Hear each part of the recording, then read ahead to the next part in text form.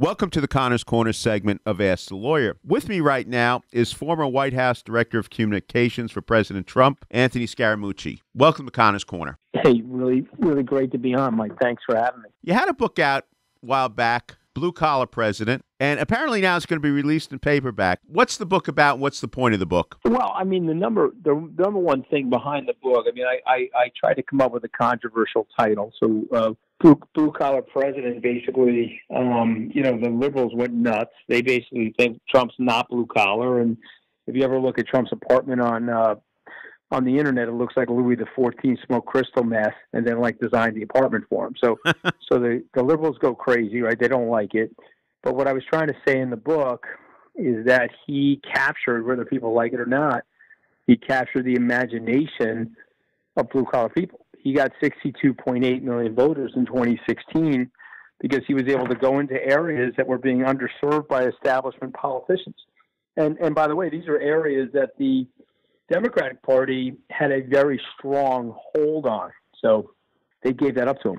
And why has the Democrats given up on the blue-collar workers, and why did Donald Trump appeal to them? Well, I think it's a combination of things. What I write in the book is that after about 35 years of a lack of advocacy, you could see the trend lines for these voters. They just stopped turning out at the polls. And so the Republicans focused on the corporate interests of their donors, and they focused on things like taxes, and the Democrats focused on things like, not choking a dolphin with a plastic straw and, transgender issues and things like that. And so lo and behold, there's a very large group of people in the United States that feel left out of the globalization. And if you look at their trend line, what I write in the book is that you have wages and in real economic terms, have actually gone down over the last 35 years. And so, one of the things I write is, my dad was a blue-collar worker. He's an hourly worker. And I tracked his wages. His 1975 wages in 2015 were down about 25%. And so, no fault of his own, he would not have been able to have given us the middle-class lifestyle that we had in the 60s and 70s. And so you had a lot of disgruntled people. You literally had, in a 35-year period of time, Mike, you had people going from the aspirational working class into the desperational working class. And so, the president saw that, and he went into those areas. And, Secretary Clinton gave you a perfect example. Lots of blue-collar people, lots of unions in the state of Wisconsin.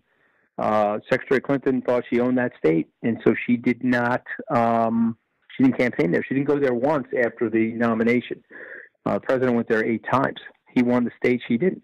And by the way, he only won the state by 10,000 votes. So it just goes to show you that those people were anchored to traditional Democrats, but if you don't pay attention to them over time, they're gonna walk, and they certainly did in 2016. Now, let me ask you: some people would say, "Hey, wait a minute, weren't you fired by Trump? Why are you still supporting him?" Oh yeah, no, I was absolutely fired by Trump, but I did something fireable. If you want to go back to that, I unfortunately trusted a reporter, as an Italian kid from my neighborhood, who called me, and I had a conversation with him. You can go back to the recording.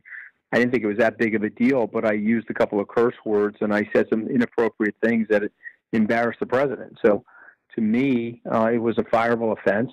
Him and John Kelly made the decision to fire me, and at the end of the day, I'm accountable for it. But I'm not gonna lose my loyalty to the president or break from the president's political agenda because I made a mistake that was fireable. I don't see why that would make any sense. And so kept my relationship with the president. We still on good terms. We talk regularly. It's, and by the way, I invited John Kelly to lunch 2 weeks ago, and he's going to be the keynote speaker at my conference. I don't have any grudges towards these guys. If anything, I think we're all on the same political agenda. We want to make the country better. So I didn't take the firing too personally. I mean, it's politics. It's not personal. It's business. Okay. What are you doing today? What's SkyBridge Capital? Well, I mean, so I'm doing today what I was doing before I entered politics. I founded SkyBridge Capital in 2005. It's a global hedge fund asset management company. We've got about $11 billion under management. We started the firm March 7th, 2005, so we're celebrating our 14th anniversary shortly. And, we've got 4 offices, and I'm the managing partner and founder, and so I'm on the road marketing, and we had a very good year last year. We were up 3.5% with the market down about 4%.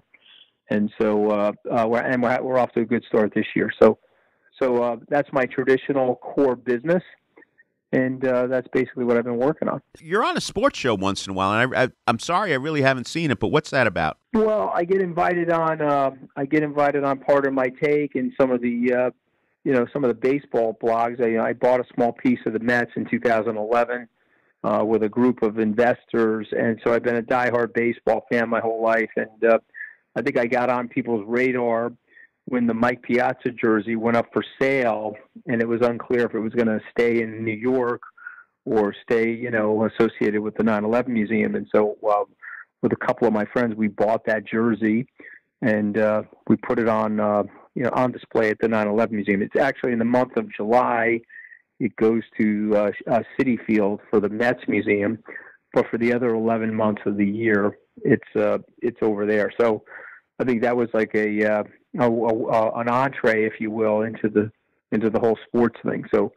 But listen, I love sports. I could talk about sports all day, and I'm a huge Met fan.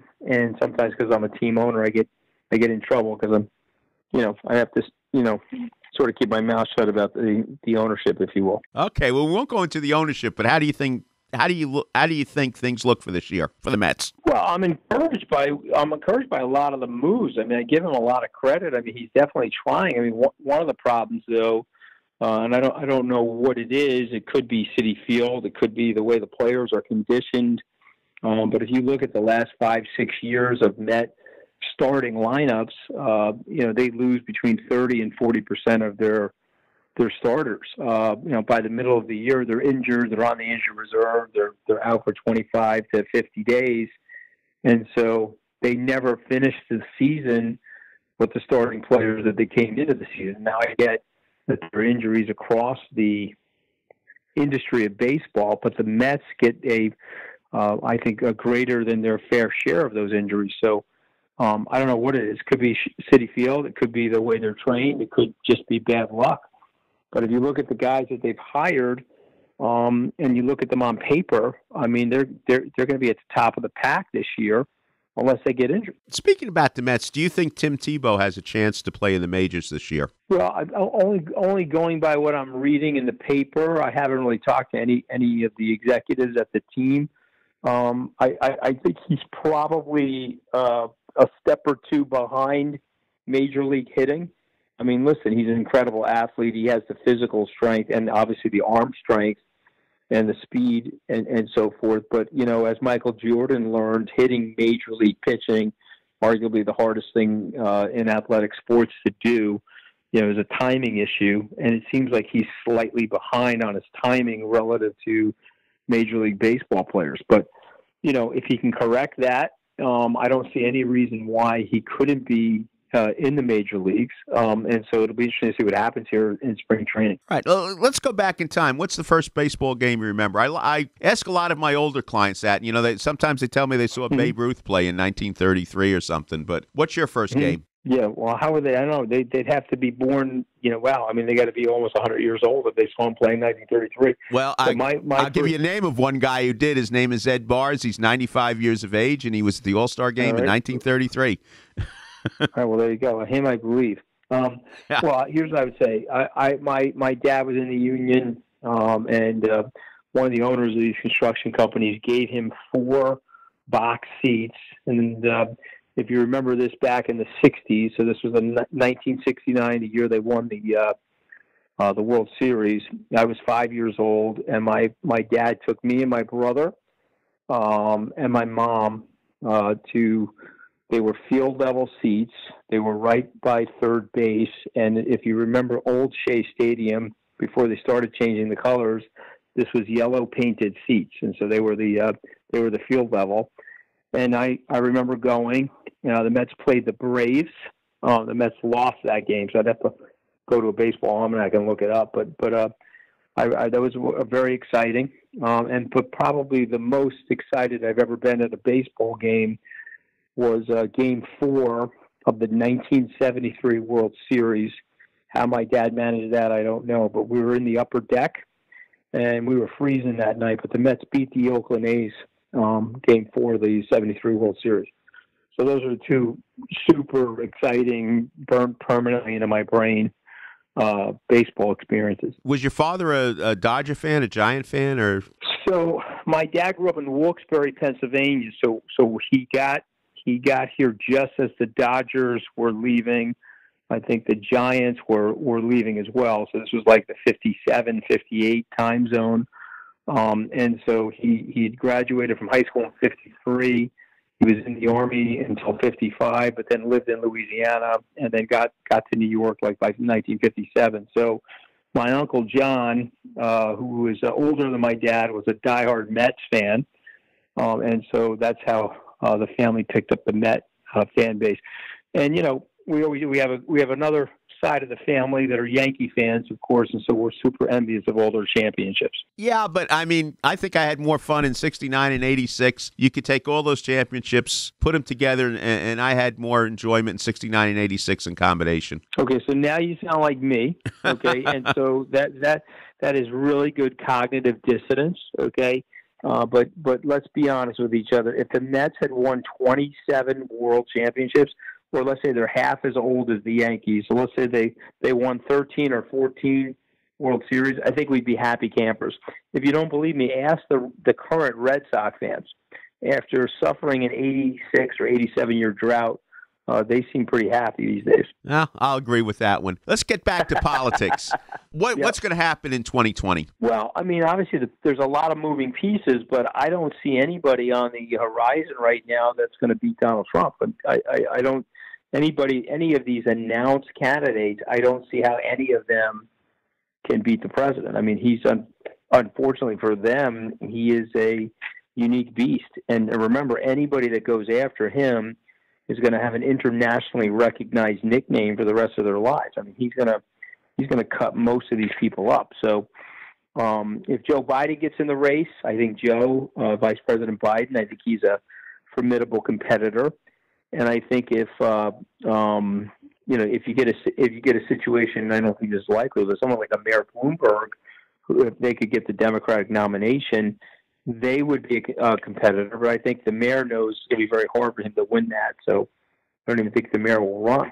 What I find about Howard Schultz, he's already signaling what I predicted 3 weeks ago. I said that he wouldn't run. In fact, he's just really trying to pull his party closer, if you will, pull his party further away from the left, closer to the center. And so we'll have to see what happens. But right now, in a strong economy, with the president's campaigning skills, I think he's going to be very hard to beat. And then you have to also remember, he started fundraising for the presidency in, I think it was the day after he was inaugurated. So the combination of those things is going to make it really hard. But we'll see. Anything can happen. Right. Anything can happen. Do you think a moderate could win the Democratic nomination? It certainly doesn't seem that way. I mean, if they were smart, if they were putting aside all of this nonsense and the Green Deal and, I mean, some of the bizarre things that they're saying, and they could just say, okay, we've got to go after moderate Americans in the middle. You know, the country's probably split 40-40 or 45-45, and then there's a group of 10% that's sort of in the middle that everybody's fighting for. I don't see how they think they can win by lurching super far to the left. I just don't see it. But, listen, I've been wrong about a lot of things in my life. So, I think anything can happen. But if they get one of these super lefties in there, that'll be a disaster for the United States. And frankly, it'll be a disaster for the world. I mean, you can't, after 150 years of failed socialism and failed communism, I don't understand why we're moving in that direction again.